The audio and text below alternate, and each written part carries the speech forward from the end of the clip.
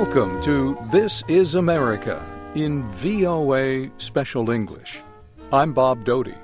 And I'm Faith Lapidus. Nearly 3,000 people were killed in the attacks against the United States on September 11th, 2001. Early that morning, terrorists hijacked 4 passenger airplanes. 2 planes struck the World Trade Center in New York City. Another hit the Pentagon building just across the river from Washington, D.C. Passengers on the 4th plane are said to have fought the hijackers. Their plane crashed on a field in western Pennsylvania. The victims were from the United States and many other nations. It was the worst terrorist attack in American history. But for many people, the event does not feel like history. Today, we hear some of the ways the 9/11 attacks changed lives around the world.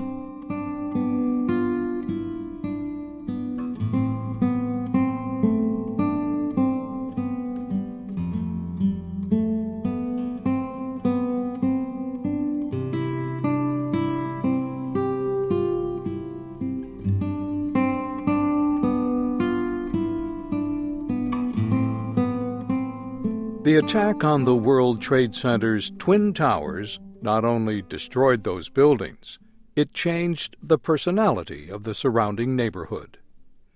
In the past 10 years, the area has moved away from its business-centered past to a family-friendly area, now called the Diaper District.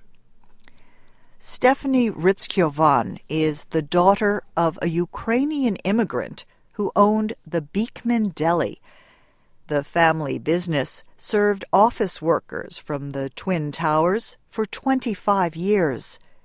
Then, the 9/11 attacks changed her life forever. She remembers her reaction to the killing of al-Qaeda leader Osama bin Laden. When the president said that they got Osama, I sat there crying because I was so happy. The Beekman Deli went from earning $25,000 a week profit to nothing.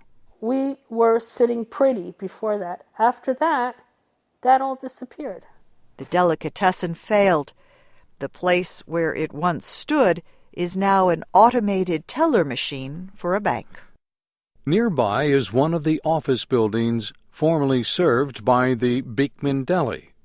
Like many older buildings in Lower Manhattan, its businesses left after the September 11th attacks.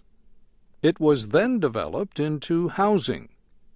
Lower Manhattan is now home to 56,000 people. That is more than 2 times the number it had 10 years ago. Real estate agent Luis Vasquez is among the newcomers. Today, the financial district has the highest concentration of households with children in the city. So many families, in fact, that the New York Times newspaper has called the area the Diaper District. It is not uncommon to see mothers pushing baby strollers down the side streets. Jocelyn Zoland is a mother.